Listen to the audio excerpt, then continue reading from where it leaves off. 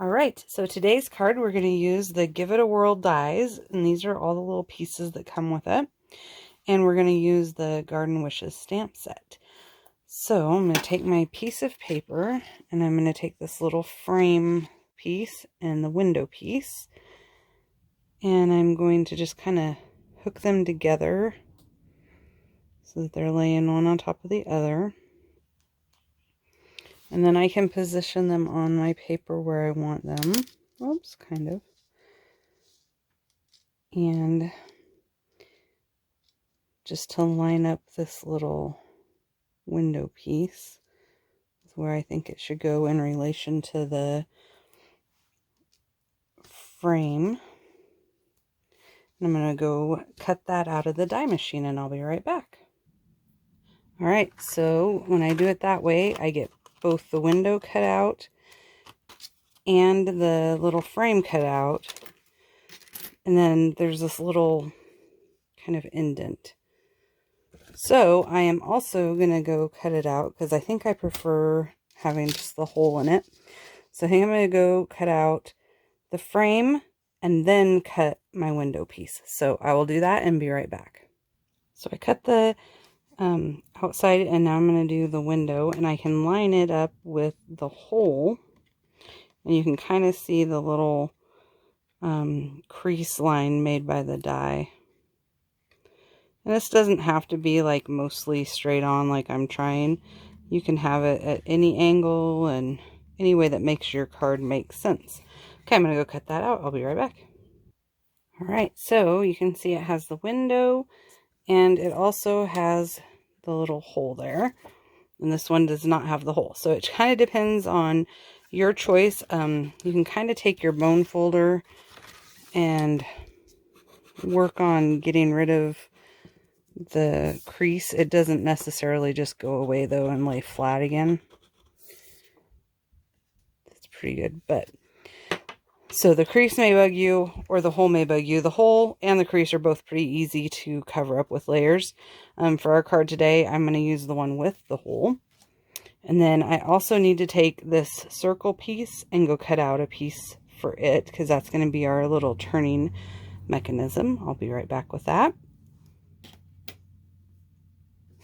Alright, so I have this piece that's going to be our changing piece as it goes around, and then we have the front top piece. I need to grab one of my mini brads out of the square and round brads, and I'm going to just grab one of these white square ones, and I'm going to line these up. So there's a little bit of indent that ends up transferring over on your paper. If your eyeballs are really good, you can use that. I don't trust my eyeballs to help me use that alone, so I am going to line up that, and I'm going to just kind of floppily secure the brad. Then I can line it up and take my pencil and just make a very light tracing of where that window falls on that. And then I'm going to rotate to the next one, and I'm going to do the same thing. So with this one I get 3 shapes, or 3 different images. Okay, looks like that one lines up about there. And I'm trying to do a really light pencil mark because I don't want it to stay. I'm going to erase it later on. So now I am going to disassemble this and set my brad aside. And so now I have my idea of where my images will fit. So as you can see, you have like a little rectangle box. You have a heart, a circle, and then this little wedge. Those are all your choices, and you can use other shapes too. You just need to make sure that they're small enough. So you can use this as kind of a guide of a good idea. I made a card with this cloud as my shape that's cut out before. You can check that one out on my blog at readyaimstamp.com, and I'll try to have some other options too by the time that blog post goes up. Okay, now I need to grab a couple of markers and one of my blocks. I'm going to stamp with this image first, the full dandelion, and I'm going to use my markers to color the stems a green and Bumblebee on the flower part.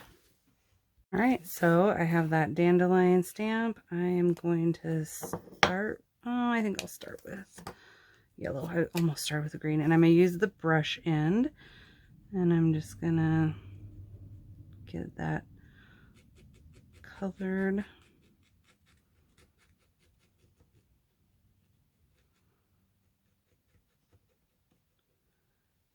And then I'm going to get this, and I'm just going to kind of quickly lay the color over.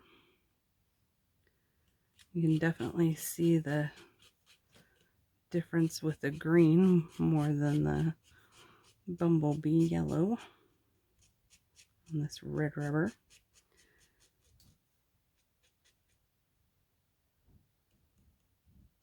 All right, and now I don't have to really worry about my ink getting too dry, because I'm going to go and I'm going to breathe on it some hot air, and that's called huffing. Non-stampers may argue with you that that's not a thing, but it's totally a thing.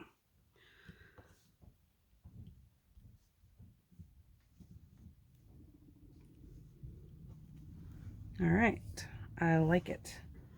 I'm going to just wipe off my grid paper. I have this paper laminated so that I can get it messy and use it again. So,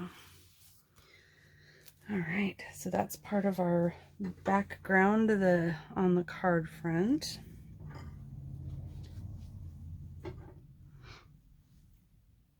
Okay, so now I have a scrap of old olive, and then I have the more like the wishes part of the dandelion stamp. And I am going, and some white emboss powder. And I'm going to take my VersaMark, and I am going to ink up the whole stamp. And I'm going to just put it down on this old olive. And use my tray, and I'm going to try to get the white embossing powder only on the flower, the ball part of that flower. So, like that. I'm going to heat set that, and then I'll be right back. All right, so I've heat set the image, and the embossing powder has been heated up. Now I'm going to grab my die out of the Dandy Wishes dies that corresponds with that image. And I'm going to line it up. And I like to use my little washi tape to hold it down temporarily, because I'm a klutz and I will guarantee that I'm going to move that image somehow when I'm transferring it to, from, or putting it through the die cut machine. All right, I'm going to go cut that out. All right, so then I'm going to take a little scrap of the old olive, and I'm going to take these little arrows, and I'm going to go cut them with the die cut, and I'm going to use the stitched Greenery die because I got it and I haven't used it yet. And I'm going to cut it on the inside of the front cover, and I'll be right back with those results. All right, time for the reveal. Ooh, yeah, I like that. That's gonna look very nice. So then I can use my bone folder to reinforce that wherever I put it. Right there.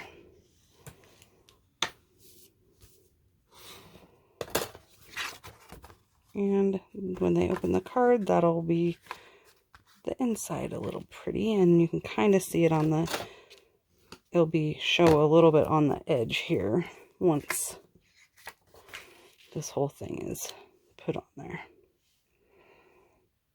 All right, and then we have our little arrows that'll pop out of here, and I'm going to set them aside for a minute. All right, so now I'm ready to work on our little wheel piece, and I am going to put wishing you all the best. I feel like that's a pretty versatile statement. It could be like somebody has a new job, birthday, anniversary, wedding, anything. Maybe they're recovering from a surgery. One of mine is going to be the little seeds blowing in the wind, and one is going to be the little bumblebee. And I'm just going to use Memento black in all of them, and then I'm going to add a little bit of bumblebee color to the bumblebee. And I am going to just start stamping them. Make sure that there's not ink on the edges, because that really bothers me when I ink the edges. And then I'm going to do this one. And I don't think it really matters what order that I put the little images. If you had like something you were wanting to say and you wanted it to be read in a certain order, you would have to decide which way you want them to turn it. If you want them to turn it this way, you would, you know, start and go backwards with what your message is trying to be. And I'm going to try to line this up best as I can. All right, I like it. And now I need to go through with my white eraser and erase those lines that we made. I never make them quite as lightly as I think I'm making them, but as long as they erase out, that's the important part.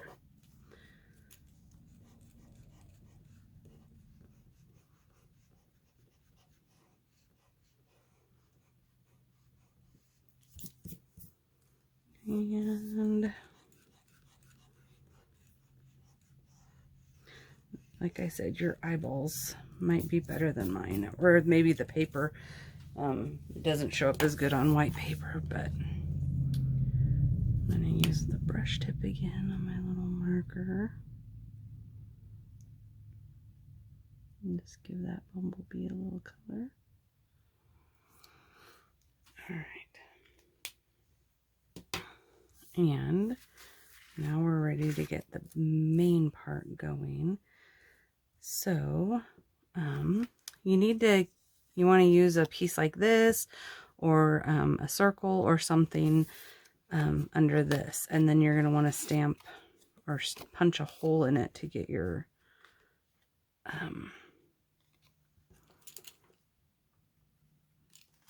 to put the brad through. So I have one of the older little hole punches. You can use any hole punch that's, you don't want it too big of a circle. So then I'm going to put this here and then through there. You could put it through this circle too if you wanted to. I'm not going to do that on this one. I didn't do it on any of my other ones. All right, so that's fairly loose, and that's good. I'm going to put 2 dimensionals on here. Whoa. And I'm going to try to line this up using those little creases, dents, whatever. And then I'm going to, once again, washi tape to the rescue. I'm going to use it to temporarily hold this circle and window in place. I'm going to flip this over. And you could use more dimensionals, but I want this to be raised up a little bit higher than the rest of it. So I'm going to actually use some pieces of the foam adhesive strips because I believe they're just a tad taller than the dimensionals. And I could be just delusional, but it makes me feel good. So that's what I'm going to use. You can use whatever you want. And I'm going to just do across the length there.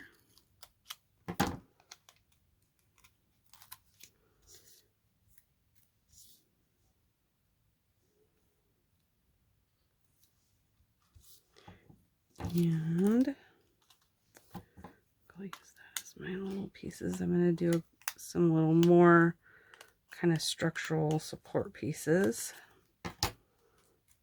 You don't want to get on the circle, obviously, because then it wouldn't turn for you. And then I'm going to do a couple of structural supportish pieces here. And another piece down here.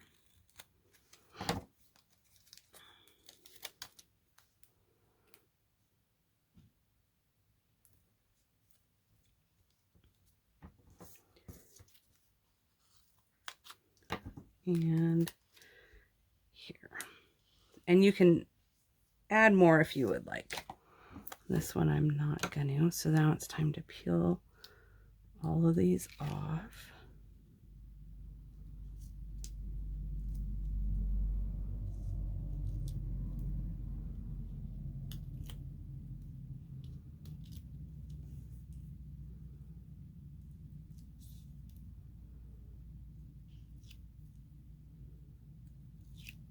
Okay.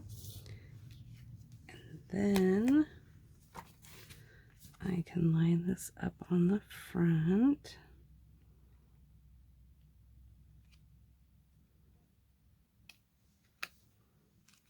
Push it all down. And then I'm going to pull my washi tape off. If I can get a hold of it. There we go. And then I'm going to place this on here. I think just like that. And I'm just going to use my multi-purpose glue for that. I don't want to add too much extra height on this card in case it gets mailed somewhere. That would cost a lot of extra postage if I added more height. And the flower covers the brad hole, and you can see that it's gonna turn for us. And there's the little seeds flying. Back to the bumblebee. I would probably have it set on this. So then I am going to add just a little tiny bit of glue to my arrow piece.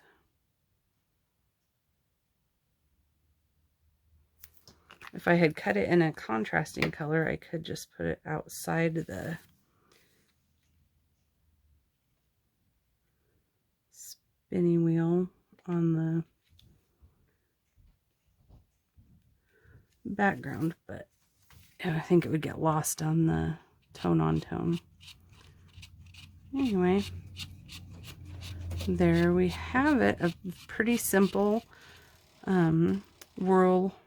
Give It a Whirl die set stamp card, and you could, always of course add to make this background have more to it. Want to stick. All right, so I decided on what I'm going to do. I have an envelope here, and then I have my inside piece, and then I have some Smokey Slate ink, and I'm going to stamp it on there full strength.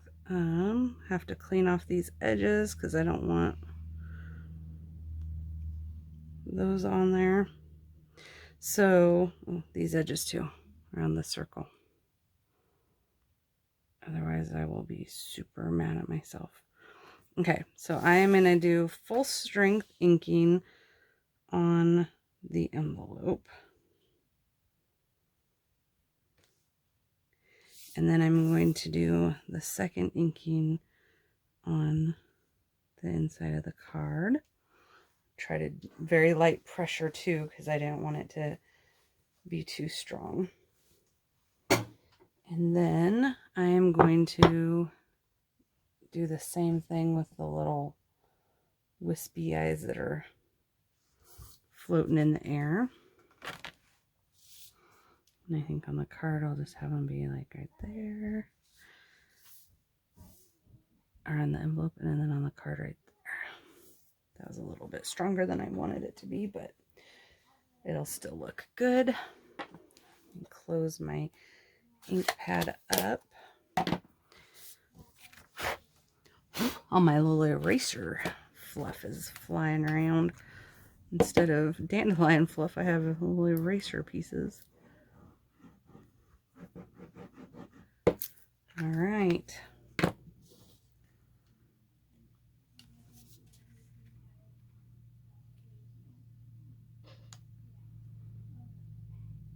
All right, so now we have a very simple but fun interactive card. And like I said on my blog post, I'll have some more samples that you can check out with where I've used other stamp sets, and I've just been having a lot of fun playing with the Give It a Whirls. I like the interactive cards, and I know my kids enjoy when they get interactive cards, and this die set is great because it makes it so easy and it's so versatile. Thank you again for joining me on Ready, Aim, Stamp.